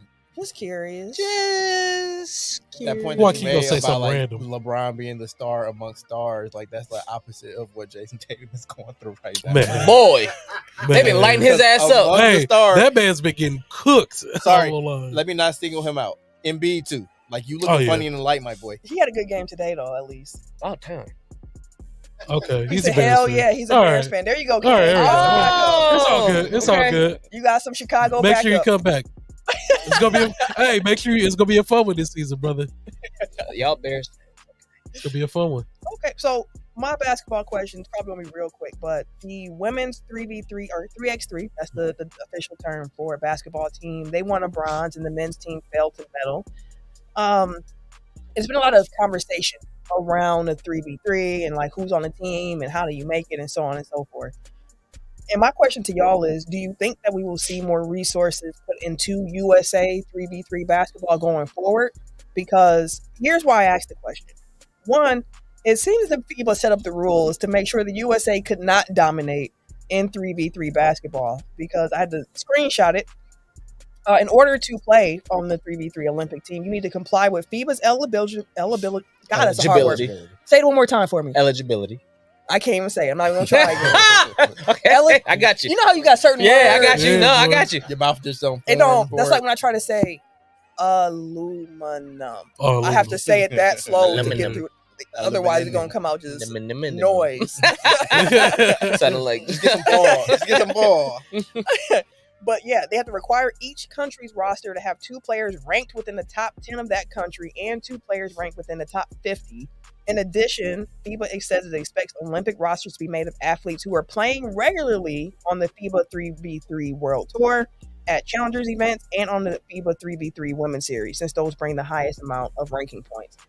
NBA players ain't going to be able to do that Yeah, because they in the NBA season. right. So I was like, okay, if we take them out the equation, WNBA, it works out because they have a little bit more flexibility in their schedule to be able to do that. Mhm. But you see Ice Cube out here with the Big 3 League. He already put out a challenge. He was like, hey, the Netherlands won gold in 3v3. We want y'all to come and play us. August 18th, he put a challenge out in Boston. He said, we will pay for y'all to come here. Winner gets $150,000. We want to see if a Big 3 team can beat the Olympic gold medal team. No, I figure like that probably won't happen. Mhm. But Big 3 could be a pipeline Yeah. into the 3v3. Mhm. Do they play FIBA rules though? They would have to. He would probably do, like, We'll change it to. yeah. Gotcha. But that could be interesting. And then Yeah, on top that'll of be that, interesting. you have the Unrivaled League, which is starting soon. That's from Breonna Stewart and Nafisha Collier, which is going to be a 3v3 women's league to take place stateside in between the WNBA season, so that WNBA players have an option to play ball stateside without going overseas. And on top of that, they get in a bag because the average salary is like $250,000, which is more than the average WNBA salary. Mm-hmm. By It's- far. It's 3v3 ball, and the league will consist of teams with 5 players on each squad. 6 teams, 5 players on each one. The league's going to be in Miami, Ooh, okay. and it's also fully owned by the players. Oh, that's dope. And they already announced that in addition to Stewart and Collier, Paige Buckets, Hey, she Okay. signed the NIL deal already to have investment stake in this league, and she will be playing as That's my well girl. in the league. They also have Angel Reese, Mm. Chelsea Gray, Mm. Arike. Like, It got caught in my throat. Pause. Lord have mercy. Jewel Lloyd, Kelsey Plum, Ryan Howard, Kalia Copper, and Jackie Young. So they already are getting stars That's in the dope. building for this league that's starting January of 2025. So I'm like, it feels like the pipeline for more 3v3 basketball could be on the way. But like, would y'all be interested in seeing some of the big three guys Yeah. trying most to get definitely. into it? ISO Joe out there in the Olympics. Let me tell you something. I don't know if you were watching Olympic 3v3 ball. I seen I seen 2 games with Jimmer. He almost saved us, but we ended up falling he had short. Saw him get a hit. groin Yeah, I was injury. like, I was Like they like ripped it. So like he was playing injured. We was at game point, and they kept like giving him the ball, and he kept pulling. Which I understand. he do, Jimmer is yeah. like he's y'all bucket. He Got him there to that point. So like, but it was like I think we ended up losing like 20-22 or some shit like that. But we was sitting at 20 for a minute. I'm like, damn, Jimmer couldn't hit not one. So, But I don't mind the rules kind of being stacked against the U.S. because it's like the point of it, at least from my understanding, is to give a chance to the countries that either can't afford a full, 12-man roster and like all the things that you need to do to be able to qualify for, regular basketball. So like this gives them an opportunity. It's like if the USA just comes in and sucks up all the oxygen in there, it's like, what the fuck did we do this for? So like I get it. Be better. Fair. but it's giving them a chance to grow. No, I mean, like, I think it's all about like sure. growing the game of basketball. So I understand why it can't be just US centric all the time. But it's like if the US does want to be better, just do it within the rules of what they've set up. So if it is, retired NBA players because they're the only ones that can play during the FIBA 3x3, the championships, like during that time, then so be it. But like there has to be an investment from Team USA basketball into those players. Yeah, absolutely. Should Carmelo have played? Yeah. I don't know. No, because put the hoodie on him. No, I don't. Have you seen Carmelo recently? I haven't seen him with a hoodie on. He'll look even bigger with a hoodie on. Like that man is retired, and he looked like he retired. He like, podcast Mello right now. Yeah, and that's cool. Everybody ain't got to always hoop. Podcast Mello is you got a whole league. Oh, Malik Beasley. With the three, like, but then the thing with watching them play, like, first of all, it's a lot of cardio because you do not stop moving. There is no timeouts. Like you are just going consistently. So I don't know, something to look forward to, especially with Ice Cube now trying to bring attention to it. Yeah. All right, NFL, some football. The Hall of Fame game is in the rear view. The Bears won after weather shut it down. And the NFL preseason is kicking off this weekend for the rest of the league. So my question is kind of what Tim was just talking about with how you watch it, but with bless you, the preseason starting up and everything, how do y'all normally watch preseason games? Like, how do you evaluate it, or are you just watching for the love of the game because there's a bunch of backups in for the most part? Like, how do y'all watch preseason? I don't. There's one answer. NFL is a little bit different than Summer League because it's a lot different. With when I say a little bit different is because the first couple preseason games, how they've had it throughout the years, regardless if it was 3 or 4, was that games 1 and 2 were, in essence, figuring out your backups, figuring out who's going to be the last guy's cut, figuring out who's going to be like either your special teams aces or your third string linebackers or whatever the case may be, or the guy that's a fringe wide receiver that might make your team or not. Those are the guys that usually start the first 2 games. Game 3 is usually like closer to a dress rehearsal more than anything. And game 4 is usually like, hey, the starters are going to play the first half and then they out. So with football, the first couple games, the third game used to be the big one, and the fourth one was all back. So now with it only 3, like they use the last game as the dress rehearsal, and the first 2 are still figuring out who the team wants to keep around. So like the Bears game, for example, they had almost no starters. That's the Hall of Fame game. Let's be clear, though. I get it, but that's still the first different. preseason game. I kind of expect something closer or similar to everybody's first preseason game for the other teams. No, the Hall of Fame game is always like normally just all backups because that's the very first one. But like, for example, this weekend, the Packers already said their starters going to play. Really? Yeah, like every team does it different. That's a little bit surprising because typically the first game is they've been using like, hey, you might get a play, you might get a drive, but you're not finna sit there and you finna be out there like that. No, typically the rest of the game is the backups. I think because it is it's only 3 games now, and it's only one big cut nowadays. Like every team just does it different now. It feels like the Packers were like, we're going to start our guys. And then you hear the Cardinals being like, Kyle Murray not playing the entire preseason. At all. But then you see That in makes sense, Washington though. where they're like, Jalen, he going to play. But like, it's just like every team is like choosing their own. Yeah. Because they're evaluating, which I get it. And so that's kind of how I look at it. It's more so like, all right, well, starting quarterback might not be there. I know we got the backup in, but how does the number 2 running back look? Or how does receiver 3, 4, 5 look? Or how does linebacker and quarterback 2, 3, 4 look? Like, because it's 52 on a roster. And you got 90 in training. Right. So unlike basketball where like, yes, one person can make a difference, but if the other 10 ain't really doing shit, it really don't make a difference. So you do need to really concern yourself with how does the backups look, or how does the third stringer look, or how does the special teams aces look, or how does the new special teams, the new kickoff rules look, things like that. So I usually watch the preseason to kind of see what the changes that's been made, because they usually implement them in the preseason from the competition committee on the offseason. And if so-and-so starter goes down, do I feel like the backup would be cool? So I kind of look at it like that. That's fair. How about you, Ken? This year will be a little bit different. I'm like Eric. I normally don't watch much, but we have so many new pieces with the Bears that I need to get acclimated with a lot of people, and then I also want to see. I don't expect Caleb to play much, but from the time that he does play, I am curious to see exactly what he does. So it's gonna be a little different for me this year. I'm actually going to be paying a lot more attention. Yeah. The preseason this and season. y'all got Hard Knocks too, so that leads into I can't actually wait to get home. It's tonight. And that's what I'm. Hard Knocks. Yeah, I was just because definitely go do that. I love the show, and when it's in the division, I think that's super interesting. But one thing about preseason 2 was like, for me watching it this year with the Packers getting a whole new defensive coordinator, a whole new scheme. We're no longer running a 3-4, now it's a 4-3. I'm looking forward to seeing how that looks as well, with the understanding that a lot of the looks are going to be very vanilla because it's still preseason. Like, it's not going to be nothing exotic. Base nickel, base 4-3, base 3-4. Right. So, like, by this point in the year, I'd be so thirsty for football. Yes. Where it's like, give me preseason. I don't care who playing. I will be watching in the fourth quarter when we get down to the fourth. Guys that definitely aren't going to make it. Exactly. I'm going to still be watching like, he got potential and you just look. Put him on the practice squad, bro. I get it. I'm excited for it. I can't. One random team I am going to be watching is the Giants. I thought you were going to say the Steelers. No, it's the Giants. Why? I have been peeking at Pittsburgh just because I really enjoyed their offseason. Hard Knocks. That's fair. That's fair. I really enjoyed that. We got some comments to catch up on real quick. Jake pointed out that the preseason only being 3 games has now created a huge incentive for the backups and special team guys. Absolutely. Russell Wilson jersey. Damien added the NFL needs to have a preseason tournament and have all the rookies play. Hey, shoot, that's what it is pretty much already. Yeah, it's damn near. And he also added the new kickoff rule is stupid as hell.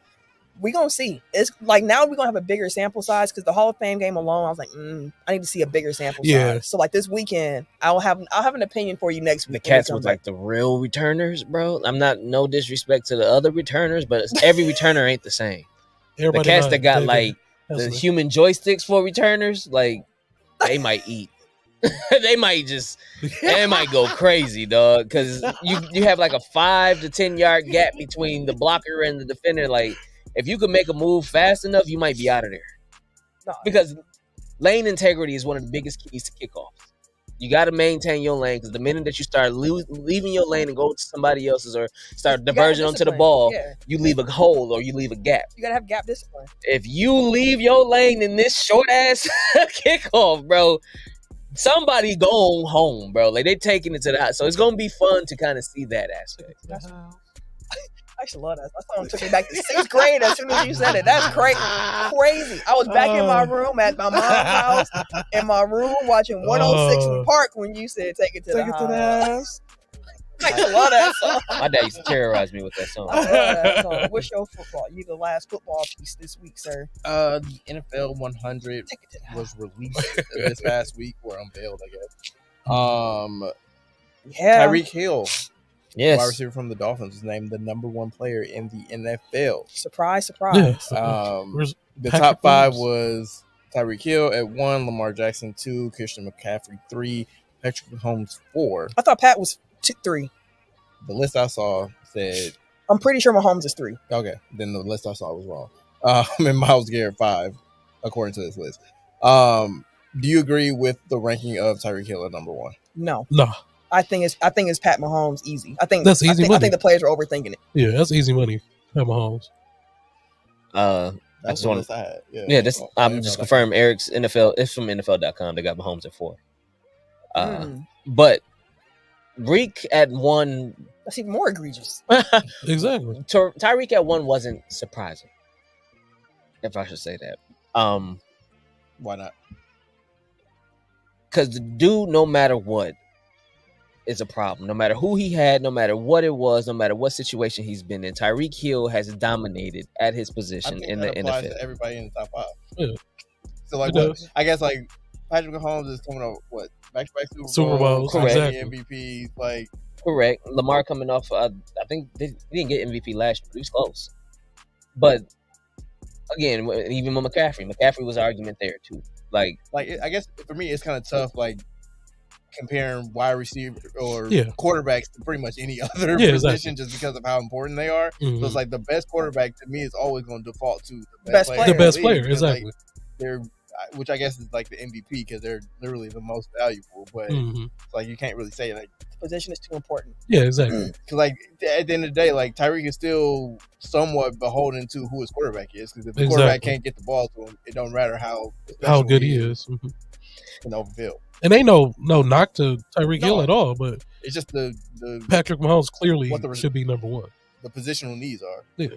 yeah, I can hear it. It's just like I said, when I seen it, I wasn't necessarily like, oh, that's crazy. Like I was like, oh, I can No, see I- that Like too. his stats were ridiculous. Like he Because he had got hurt for a minute, It- even though he played, he still had like 1,700 yards. Yeah, that's Even what I'm if saying. that Like, he part had isn't stupid crazy stats. to you, is not having Lamar Jackson over Pat Mahomes crazy? Yeah, that's crazy myself. Itself. No disrespect to Lamar Jackson No, at all, no. because I feel if you listen like- to the pod, like y'all know I'm a Lamar Jackson fan. Right. Like Pat Mahomes is literally the best quarterback in the He league. is. He's like another level Not fan. even close. It's not like Yeah. it's Pat Like- Mahomes. It's like Pat Mahomes and everybody else. It's a reason he's a 99 on Madden. I'm curious if they're taking more, if regular season is leaning heavier into this decision or not. And then Because Tyreek Hill was hurt. he still played 16 last year. I mean, it's the play. Aaron Rodgers was on the list. True. Now, my thing about it Which- is Sorry to cut you off really quick. What's that cold cornerback y'all got? Sauce Gardner. Jalen. Oh, no. Jalen Johnson. He wasn't on the top 100 at all, and he was all pro. Like Yeah, that's ridiculous. that was egregious as well to me. he Just got a like- high Madden rating too. and he actually brought. He was like, they got Aaron Rodgers on the list, man. I'm just saying. And I was like, he right. He's right. That man ain't played no Players got it football wrong last year. too. Because he ain't played last year. He wasn't great the year before. And I was like, that's Like, ridiculous, fam. And he A was up there. name. Yeah. Yep. I mean, the So name is heavier. who chooses this? The players? The The players, Wow. which is Wow, kind of what? which kind of That leans don't towards make it too, because sense. they see this. They're on the field experiencing this. See, I guess. you're saying To an that, extent. which I get, but we also know That sound like players some just be doing stuff. We see Yeah, I it was with saying, the that sound like NBA some hate. All Star. We see it True. with all the lists Yeah. that True. players be doing. They be That's on some definitely some humbug. That's why I Yeah. said I wonder definitely if some they're hate. leaning more towards the regular season I because don't think Lamar did not have the same way they were talking about Mahomes didn't have no receivers. Lamar didn't have no receivers. The same way that Mahomes led this team to the playoffs, Lamar really did that too. He lost two running backs in the same year to major injuries. He really didn't have a wide receiver, and his best wide receiver ended up getting hurt partly through the way too, and then came back. Like Lamar really didn't have shit on, and he lost Mark Andrews for a while. And what he allowed, or what he did with the Ravens, and allowing him to be like, I think they was the number 1 seed in the AFC, and him leading them there the way he did, like I can see Lamar being over Patrick Mahomes to that extent. I think you're thinking about it way more than any of the players. Like, Yeah, put more thought into they what probably any of the just players like, did. It's alright. just like, I like Lamar Lamar more than I like Pat. Like Yeah, that's like exactly. legit how I think. That's it all is, that which was. is what you be seeing with the NBA stuff when they vote for All I Star. gotta see where my boy Joe at. Joe who? Oh, Burrow. Yeah. Somewhere Burrow. around 20. Yes. Still 15. Travis Kelce was 9. Yeah. Taylor Swift effect. Ah, Not the players also being Swifties too. Yeah. As we wrap up here, Damian added in, I don't think Tyreek is surprising because he got snubbed from MVP from a running back, not a QB, and plus he's retiring soon, so why not give it? I think they just like him.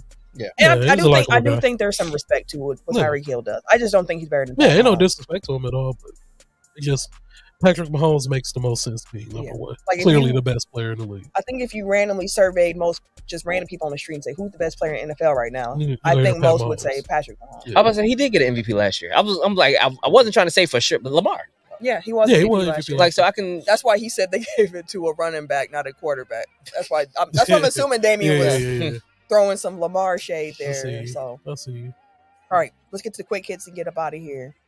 When he had the real running back that was a quarterback. Anyways, Oh, Justin Fields. Yes. Hey man, don't chill out, fam. what, you don't have to defend him Hey, this anymore. nigga, man. Hey, man, you making it hot over here. Jamie. Chill out. Jake said Tyreek is still the most electric player in the NFL. The most Unfortunately, y'all's electrified. logic makes sense because it's a QB league. Absolutely. Anyway, so in Olympic news, the U.S. is currently leading the medal count in Paris. You have the Let USA. me pull it up. USA. Only USA. y'all gonna hear me say this one more week.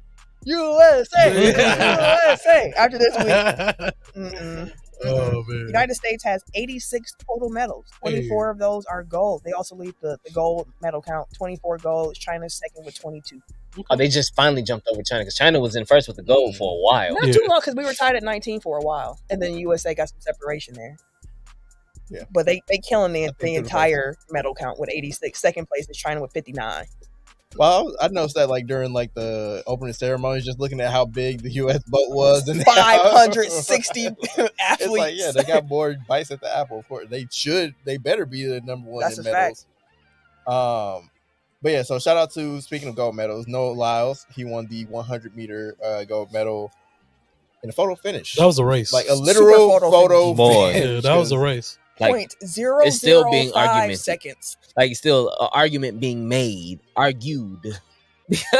Well, his head went over the line That first, ain't but the yeah, their rule. foot went over the line That ain't first, the but rule. like it's not. The rule is torso. Which, really quick, have any of y'all seen the sport? Hold on, let me make sure I get this right. Steeplechase? Oh, what's up? I woke up from my nap and the Olympics was just on my TV and it was steeplechase. It is a 3,000 meter run Mhm. with obstacles. Like they jump over like these, but the hurdles ain't normal hurdles. It's like a 12-foot and they don't move. So if you hit the hurdle, the hurdle gonna hit you. Damn. And one of them got water. You got to jump through and it's like a water puddle and you go around this track over and That over. sounds So like, you be uh, wet halfway through and all that? Yeah, God That damn. sound like horse jumping. no, what's the one Tough Mudder. No, it's not no Tough Mudder stuff. They got obstacles. This is just hurdles and a water pit to jump through. Yeah. It sounds like horse jumping. It was crazy. But yeah, he beat Jamaica's Kashawn Thompson by 0.005 seconds. So That's pretty much running. as close as you can get Pretty to much. a statistical tie. Gabby Thomas won the 200-meter gold. Ow! Shout out to Gabby. Simone Biles became the most decorated gymnast in Goat. U.S. history. She has Shout out to the 11 goat. total medals, including 7 gold. Cold. Cold. The I goat. watched her. I think I watched her do the ball, and like as soon as she stuck the landing on her second one, it was like, well, that's a goal. Like I think even statistically, like nobody could catch her because like her degree of difficulty was so much high. higher than anybody else was trying. So it's just she's No, she's amazing. What event everyone was falling off of? balance beam. beam. The balance beam. Yeah, everybody was Same struggling. spot too. Yeah, everybody was struggling. KD had said he's like, I think that Simone Biles can catch a lob. Honestly. Yeah, she's amazing. Which, while we're talking about black women in the Olympics, like I don't know what the hell happened with track and field the day of the 100-meter. For the women's, Yeah, and they didn't allow them to warm up like the Shelly Ann Fraser and Sha'Carri Ann. Richardson. yeah. They So Sha'Carri wound up taking the silver medal, but Shelly Ann withdrew. Fraser Price pulled out, which they're still. You just like a face. I was reading the comments. Oh, they know they having their own tiff. Oh, Squabbling my in the name is one of these comments. motherfuckers. The fuck? Well, I get through with some shit for these niggas tripping. I still don't know exactly what happened with They said Shelly. it was something too with like if you weren't living in an Olympic Village and you were coming on a separate bus, then you had to walk to a certain entrance to get in, and it was like a But they really changed it long like walk. overnight. Yeah, it was like a really long walk, so people didn't have time to warm up. So that's why somebody had dropped. They was like, I ain't got time to like warm up for the race. And Sha'Carri also was like, I didn't get a chance to warm up. I just had to go out here and run cold. That's crazy. There have been some weird things that the balance beam made me think about. It's just been some weird shit with Paris, like on top of the fact that most of the events aren't even in Paris, like basketball is in Lille, like they did surfing in fucking Tahiti, which is nowhere near Paris. Like I don't know what's good. Like I can't remember what a women's soccer game was today, but they wasn't in Paris because the gold medal game will be in Paris. Yeah, that's how the basketball is. Now they're in Paris, but before they definitely weren't. Which I get it because they only have so many venues, and Paris is already a very overcrowded city. But like at the same time, what the fuck? But I don't know. It's just not the best organization so far, and it's been unfortunate.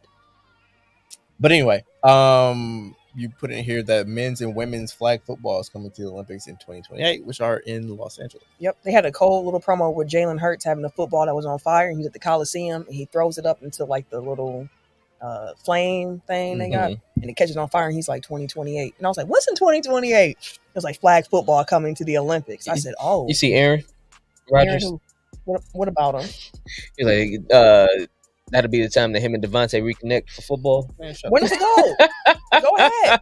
Do we know the rules for I have no idea. Okay. Is this another 3v3 situation where I hope not. Hey man, we might be able Tim, it's like seven versus 7. You think y'all gonna make you the gonna lace him up Olympic to him? flag? I can throw him. Well, we out here, B. You do got a good arm. You do got a good arm. Hey, I might.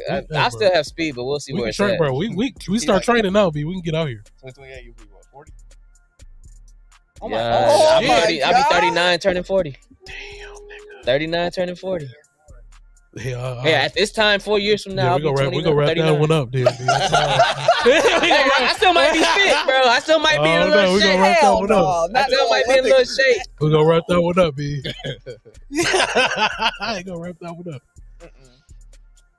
Wait, real quick. Damien said, speaking of gymnastics, did y'all see the memes of the French dude are hilarious? I don't know which French. Is he the one? Oh, he the one. His meat hit the the pole vaulter. The pole vaulter who had the dick was too big.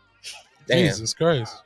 Yeah, like, I mean, shit. That's what happened. That's what happened. I love how like all the vulgar shit y'all say just be like, yeah, and then she say dick one time. It's like, oh my God, Jesus Christ. Pearls. Fucking kids, My ears, my virgin ears. Don't have the volume up. Hide your kids. Man, I was over here talking about Twinkies and toaster strudels earlier. Hey, that was on fire. That wasn't even on here. Then nobody know nothing about that. Look at it. I didn't even say the context. Y'all voted. We just enjoy Hostess treats. Oh, I said Hostess is a great brand. You know what I'm saying? Hey, man, just know Tim is a fan. I'm the hostess with the mostest. He a fan. He a fan. I forgot I'm doing this. Brandon Aiyuk is more likely to be traded than to sign an extension with the Niners. No trade is in place at the moment, but the Browns, Patriots, Steelers have Ooh. Pat said they'll make him the 5th highest paid wide receiver. Oh, they make him top 5 highest paid receiver. I saw Pittsburgh had dropped out, but then they came back like, actually. Is Kenny Pickett still over there? And where? Pittsburgh. That's your boys are Justin over there. Fields Justin and Fields and Russ. Oh, you Kenny Pickett. Motherfucker. Kenny Pickett was You thinking about Trippy Mitch? I'm thinking about the receiver. Who am I thinking about? George Pickens. Yeah, George Pickens. That's what I'm thinking about. He is still there, yes. Ooh, so both. Ooh, you know. But they got rid of because he's on the damn. Who he play for? 5. Mitchell. They traded him to. Did they get traded to the Panthers? Who Who that? are you talking about? Devontae. Is it I don't even know. Oh, Deontay Johnson. Deontay Johnson? Look at Eric Nolan. Hey, I'm about to say, I'm But he pretty don't sure. like- he don't No, watch football. he got He don't traded. watch though. football. But he know Deontay Johnson. Exactly. He don't watch football. Though. The last name, I always. No, Deontay got traded, so they could use another wide receiver over there, and I think they drafted him. Oh, okay. Where do you think will be the best landing spot from those 3 options? Pittsburgh. That would be interesting. I just want him to go to Pittsburgh because he would then look like his coach. Yeah. Oh, they do look yeah. They do like twins, man. Twin, where have you been? Yeah, I can see him. More weapons for Russ. I can see him in Pittsburgh and give Fields and Russ another weapon, a legitimate weapon to play. Because Aiyuk was open a lot, bro. I had him on my fantasy team. He helped me win last year. He got some hands. Like, no, my man's be open a lot. Mhm. Like a lot. Well, look at the weapons, though, they got over there. NFC divisional You game. got Like I Debo, don't want to you see got- him in San Francisco no more. So. That's a fact. I would like Pittsburgh. Yeah, Yeah, Pittsburgh makes Pittsburgh. sense. I mean, but him over there with the Browns wouldn't kill him either. They got Well, they got, They got a Cooper. really good squad over They there. got Cooper, Jared Judy now. They were talking about Elijah trading Moore. Amari. If they traded for him, they would trade Amari. No, I wouldn't do all that. Yeah. Anyway, continue. In other contract news, Cavs signed Jared Allen to a 3-year, $91 million extension. That'll guarantee him $131 million over the next 5 years. He is now the third key Cavs player, along with Donovan Mitchell and Evan Mobley, to sign a massive new extension. They this got summer. their core. Mhm. Amen I'm at sure that. Darius Garland is taking note of all this. Right. Free agent guard Luke Kennard has signed a new 1-year, $11 million contract to stay with the Grizzlies. Speaking of Tyreek Hill, he agreed to a restructured contract worth $90 million over the next 3 years, Yep. with $65 million guaranteed. Highest paid wide receiver in the league. Buccaneers and offensive tackle Tristan Wirfs. Finally. Wirfs? Yeah. Agreed to a new 5-year, $140 million contract extension, making him the highest paid offensive lineman in Ooh. NFL history. Mm-hmm. He only like 23, and 24. Piece of shit, Harrison Buck. I don't know. Oh, the Chiefs kicker. Uh, Got a bag, boy. Speaking of, backwards ass views on women in sports, he signed a 4-year, $25 million extension with the Chiefs, which I think also makes him The highest paid Kicker. kicker. Yep. Mhm. every time somebody signs. I was like, y'all gave him 25 mil to the kicker. Like, damn, they getting paid now. He must be kicking them over. Yeah, he do. He a great kicker. He is. The only reason he withstood that controversy. Right. Yeah, Um, The injury news: Justin Herbert has plantar fasciitis. I hope Yeah. he's okay soon. So he'll be in a walking boot for the next 2 weeks. Nuck Hopkins is out for several weeks with a knee injury. Puka Nakua, is that how you say it? Puka. Yeah, Puka. Puka Shells. People be He's sleeping considered on him. week to week with a knee injury. Remember him for y'all fantasy teams. By the I way. think everybody knows who Puka is now. Yeah, but there's so many receivers in the league that you can kind of forget talent like that. 'Cause, like Cooper Kupp is back now too. Apparently, like they said, he's back to Listen, 100%. If you doing Final Fantasy, if you doing fantasy football prep and you forget about Puka, you don't be needing to do no fantasy. That man damn football. near was getting like Right, 10 he receptions was a like the game. best he was receiver doing in Cooper football Kupp last numbers. year. When Cooper Kupp went down, he picked up his numbers right where he left off at. I'm just saying, you Yeah, I can't don't forget think- him. I don't think.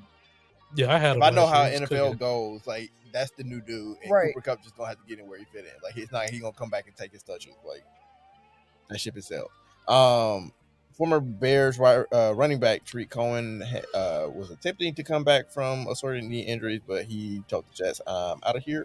And Gordon Hayward is retiring from the NBA.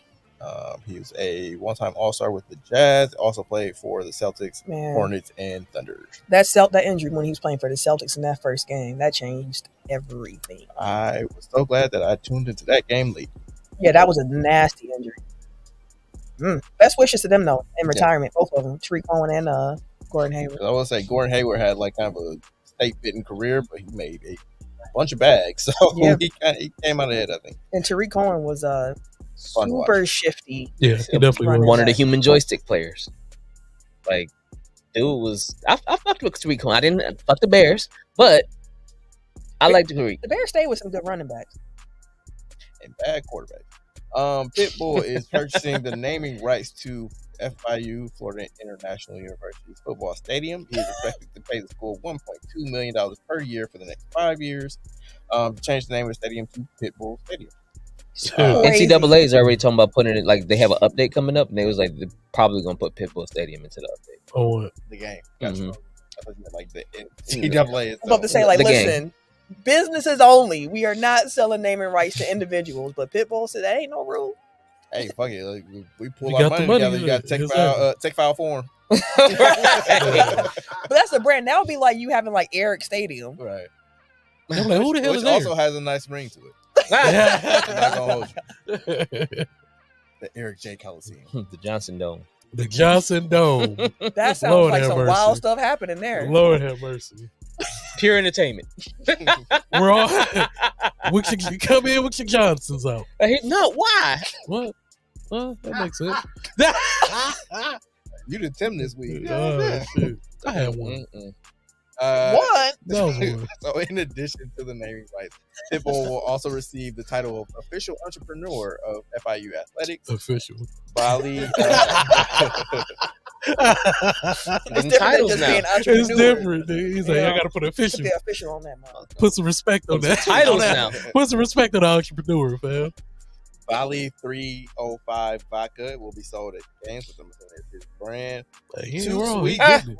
He killing it. Volley 305. I can see Mr. 305. You know it's him. Oh, his music gonna be playing too after Oh, touchdowns. They gonna be going crazy in It's that gonna be motherfucker. lit, boy. It's gonna be lit. Streamers that and boy. confetti and shit. It's gonna be lit. Hey, Better he go had- crazy. He low key had the WNBA All Star game lit. The audience was here for Pitbull. I was shocked at how He much got love they- bangers. Yeah, it's like he got hits though. Love. He definitely got some hits. I know you won't make. I know I want ya. Just to finish it out, he also gets 2 suites for up to 40 people for our games and use of the venue for 10 days per year. That's the bare minimum you can do if I'm giving you 1.2 million Exactly. every What you mean? year. Yeah, you can use it like 10 times. I'm coming 10 here with times. a busload of people every time. What you mean? We all pay for all this A shit. busload To of people to the Johnson Dome. Exactly. Mm-mm. Mm-mm. They loading up by the busloads to go to the Johnson Dome. It's time to end this show.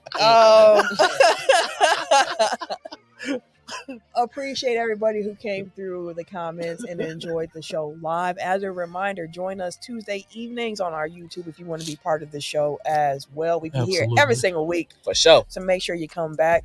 We'll talk to you. Parting words of wisdom. I don't have any. I'm actually going to use this time to promote some other things I have going on. Can y'all please make sure y'all check out Locked On Bucks on Wednesday and Thursday. We had Melanie Ricks. Interviewed her today. She will be on the show. That sounds fun. It was a super dope experience, and I told Melanie on the show like she my new best friend. So like Tell her to come on the show. I told her I'm gonna be in her DMs. Also, shout out to Zora Stevenson. She calling the Olympics. Olympics. Hey, damn. Yes. Okay, good shit. Yes. Well, she's a sideline reporter. I don't know if that's calling it. Shit, she She there. there. Right. I just wanted to be Her specific. purpose should be up there right next to him. Shout out to Zora Stevenson. She's dope. So check out Locked On Bucks. Drop up some comments. Run that episode up with Melanie on there because Every time I see her Twitter name, I always read it as Melanie Brick. Like I know it's Melanie B. Ricks, but it's just Melanie, come holla at us. shout out to her. So yeah. If you want to follow us on social media, or not, I said us. Lord jeez, I need to go home and go. Yeah, to I mean, it's a sleep. lot of us. No. Everybody. This is my time. I was about to try to say, like, we all got our social medias we about to hand out, you but are it's your what you time. say You you got are. A superstar. it. Right. Uh-huh. This is my time. If you Yeah, want to she the follow star. me on social Wait, media. wait a minute. We just the pips. Exactly. No, y'all ain't no pips. Not this nigga dancing in the corner. Dancing in the That's how we doing, background. dancing in the background. If you want to follow Camille me on featuring the Three Amigos and shit. This if motherfucker. you want to follow me on social named media, So Camille and them niggas. Exactly. Them niggas. Camille and them. Camille and them. Camille and them. We the them. We the them. wild. Hey, I'm Camille and we knew. We them. We knew. We them. At Camille Monet on Twitter, Instagram, yeah, and PSN. CAMILLEMONAE. ANDTHE. It took Ken a second to catch up. Hey, I showed it. I was like, what? I'm dead in my head first while I laughed and shit. Hey, man, it's time to go. It's been time to go. Have much fun on Twitter. That's all you get. That's all you get. Everyday_gentleman on Instagram, KHarris216 on Twitter and Snapchat. And it's your boy, TIMKINZ, the number 3, aka Ass Ketchum, aka Mr. Give It To Me. And we are the Pips. Hell yeah. I'm just trying to be in a video. That's all. I'm just trying to be in a video. I'm trying to get to my room. Hey, man. Be in a video. Oh, man. Yeah. Good stuff. Oh, do we have the freestyle for that? Oh, I meant to send that to you. I'll send it to you next week. Hey, we ain't forget about you. to like you know I gotta get it in. They gotta go in. I'm gonna tell you, hey, on the phone. I'm giving it all one time. Oh shit!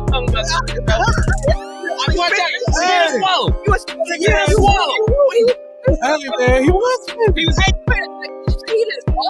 He was spinning. Oh, see, here we go, man. Somebody. I'm calling HRB. I'm telling you.